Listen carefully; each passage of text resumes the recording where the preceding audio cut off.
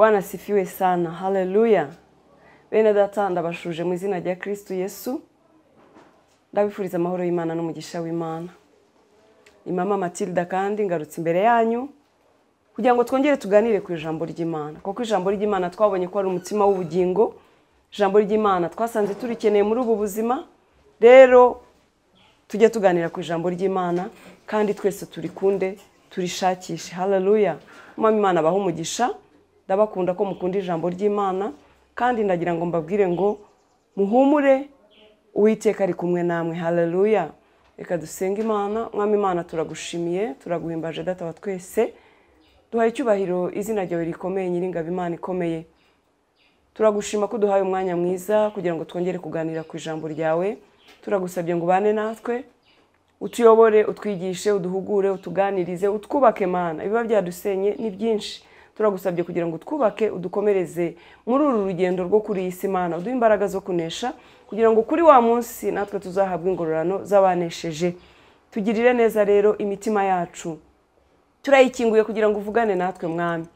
Ni wowe byiringiro byacu, ni wowe imbaraga zacu. Izina ryawe nishimwe. Tangirane natwe kandi uze gusozanya natwe mu izina rya Kristo Yesu. Amen amen. Bakunzi ba Anaweza, Uwiteka Imana abaho umugisha. Tujye mu mwanya mwiza wo kuganira ku ijambo ry'Imana. Umunsi turaganira ku ijambo ry'Imana ryiza, nkuzana ijambo rivuga ngo Uwiteka agiye kugutegurira ameza imbere y'abanzi bawe. Haleluya. Uwiteka Imana wasenze, wiringiye, wakoreye, ugisenga, ukiringiye n'uyu munsi ugikorera. Imana wizeye, Imana wiyeguriye, igiye kugutegurira ameza imbere y'abanzi bawe. Haleluya. Ibyo Imana igiye kugukorera byiza kandi byinshi, abanzi bawe bazabirebesha amaso. Abanzi bawe bazafatanya nawe kubihamya. Byihorere abo bagutega iminsi, abo bavuga ngo tuzaba tureba, abo bavuga ngo ibyo ntaho bizagera, abo bavuga ngo buriya bucuruzi buzanga, abo bavuga ngo abana bawe ntacyo bazakumarira, ntabwo abana bawe baziga ntuzashobora kubigisha, abo bakwifuriza ibibi bavuga ngo tuzareba, ngo arubatse tuzareba ko ruriya rugo azarugumamo, akoze ubukwe tuzaba tureba ko azabyara. Uzi ko muri iyi si hariho abantu bahora badutega iminsi? Uzi ko muri iyi si hariho abantu baba batwifuriza ibibi buri gihe? Abo nabo barahari, ni abakozi ba Satani. Barahari. Abana bo kurimbuka nabo barahari. Yesu ashimwe cyane. Yuda se ntiyabanaga na Yesu, ariko yari afite ibyo yikorera ashakisha inyungu ze, ariko amaherezo ye yararimbutse. Twebwe ntabwo abo banzi bacu tubifuriza kuzarimbuka, turabifuriza kuzihana bakamenya Imana, ariko turabizi ko bahari. Yewe barahari, hari ibyo twumva, hari n'ibyo tubona, birirwa badutega imitego ngo tugwe, tunanirwe, dutsindwe, badusunikira kutugusha. Ariko reka nkubwire, Uwiteka Imana uri mu ruhande rwawe ni Imana itananirwa. Kandi reka nkubwire ikindi, Imana ntago yumva amabwire, irirebera. Yesu ashimwe cyane. Umuntu ashobora kubwira runaka Mama Matilda yakoze iki cyangwa John yakoze iki, buryo uko umubona akamubwira, akamwemeza, na runaka nawe akumva arakwanze cyangwa arakuzinutswe, nawe akifatanya n'abanzi. Ariko Imana yacu ntago yumva amabwire. Nyine John yumvise amabwire, nawe akuvaho akugirira nabi, akugambirira bibi cyangwa kwifuriza bibi, kuko n'umwana w'umuntu nyine n'umunyantege nke. Ariko Imana yacu ntabwo yumva amabwire. Ibyo birirwa bavuga baguteranya bakugambanira, Imana yo ntabwo izagendera mu byo abana b'abantu bakora cyangwa bakugambiriraho. Haleluya.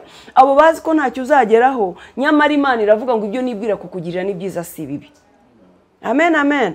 Ibyo nibwira kukugirira ni byiza si bibi. Mu gihe abantu bibwira kukugirira nabi, mu gihe abantu bifuza yuko warimbuka, bifuza yuko wahorurira, Imana irifuza ko wanezerwa. Yesu ashimwe cyane. Imana irifuza ko wabona amahoro, mu rugo rwawe hakaba impundu, ugakora bikagenda, ukabyara ugaheka.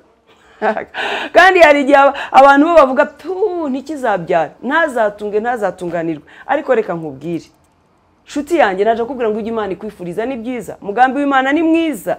Imana igiye kugutegurira ameza imbere y'abanzi bawe. Ibyo bazi ko utazashobora, ugiye kubishobora kubera Imana. Ibyo bazi ko bitazagutunganira, bigiye gutungana kubera ko ukuboko kw'Imana kuri kumwe nawe. Haleluya. Rero mwene data, naje kukubwira ngo humura, Imana igiye kugutegurira ameza imbere y'abanzi bawe, igiye kubikora babireba, igiye kugutunganiriza ameza, igiye gushyira inzira aho utayibonaga, izanye ibirori mu rugo rwawe, izanye ibirori mu bawe, impundu ziraje, ibyiza biraje, humura, Imana yawe ikubereye maso. Haleluya. Yes, yes, yes. Ibyo Imana yibwira ni byiza mwene data, humura, ntutembanwe, ntubivemo, ntubisubike, ntuvuge ngo Imana nawe yarandetse nk'uko abantu bandetse. Iri kumwe nawe kandi iriho irabitunganya, Imana ibitunganya bucece, ariko iyo bigiye kuza bizira rimwe. Yesu ashimwe cyane.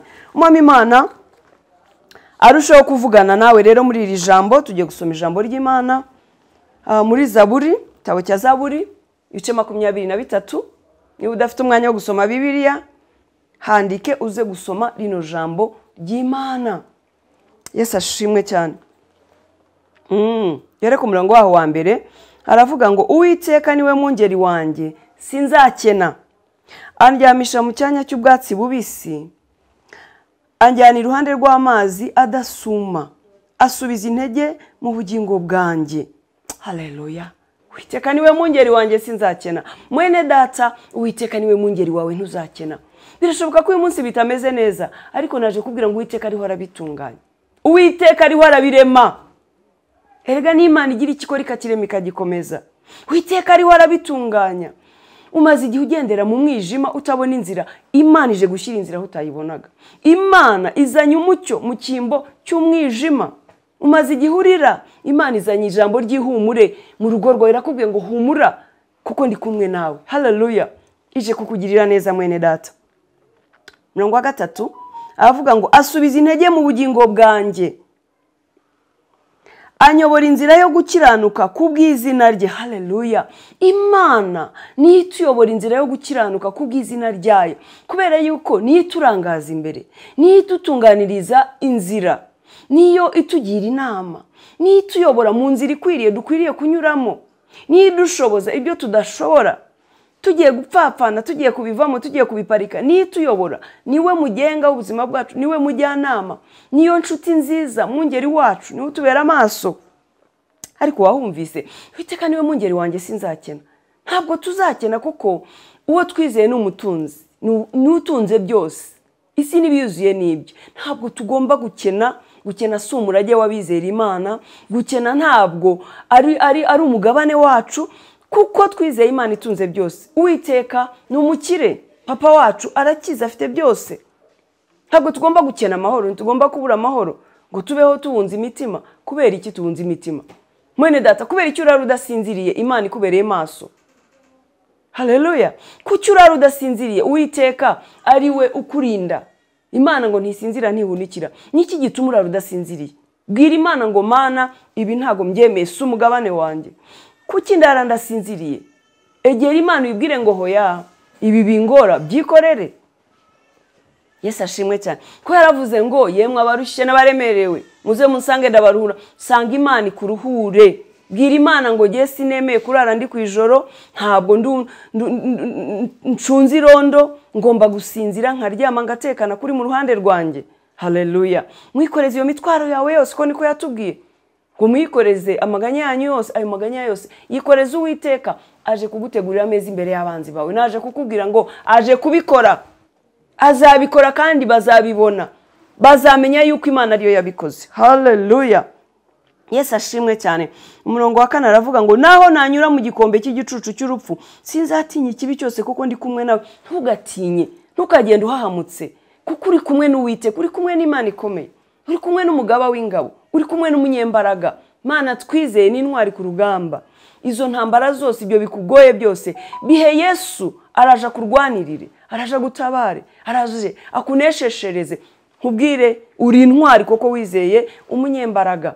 Aje kugutegurira ameza imbere y'abanzi bawe. Haleluya. Abo bavuga ngo awa turaje turebe, baguteza iminsi. Bazatungurwa n'ineza y'Imana ku buzima bwawe. Nkubwire kandi ntabwo ari kera. Bagiye gutungurwa no kugira neza kw'Imana mu buzima bwawe. Aha. Aravuga ngo naho nanyura mu gikombe cy'igicucu cy'urupfu, sinzatinya ikibi cyose kuko ndi kumwe nawe. Inshyimbo yawe n'inkoni yawe nibyo bimpumuriza.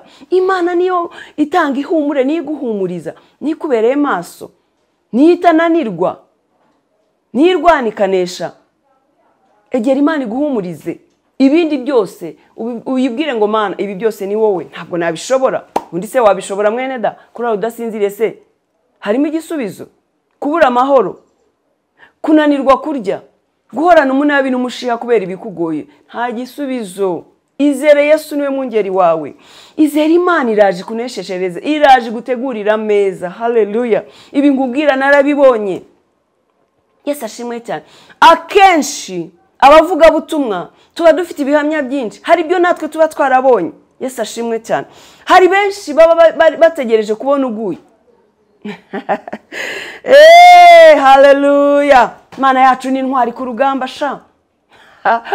Atugirira neza, araturengera, akadutabara. Aho abantu bagutegeye ntibaba ariho bakubonera, kubera yuko ni intwari. Yesu ashimwe cyane.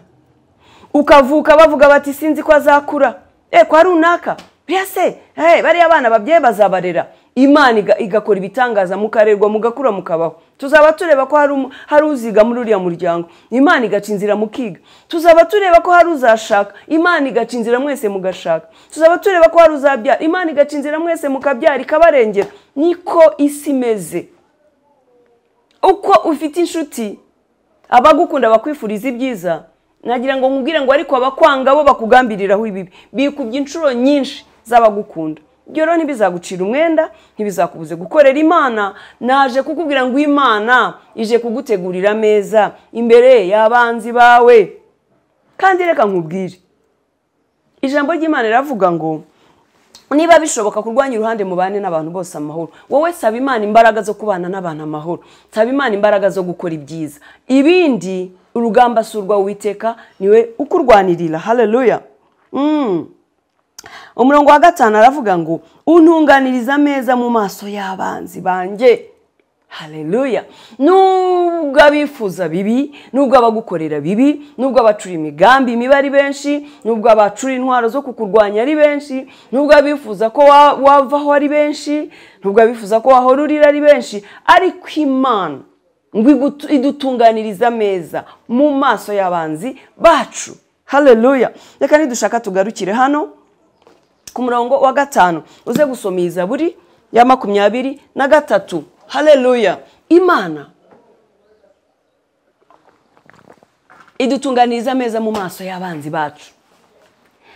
Ibikora batabishaka, ikabitunganya batabishaka, ikabirangiza batabyifuza, bakubita agatoki ku kandi. Tuzaba tureba. Abo nabo barahari.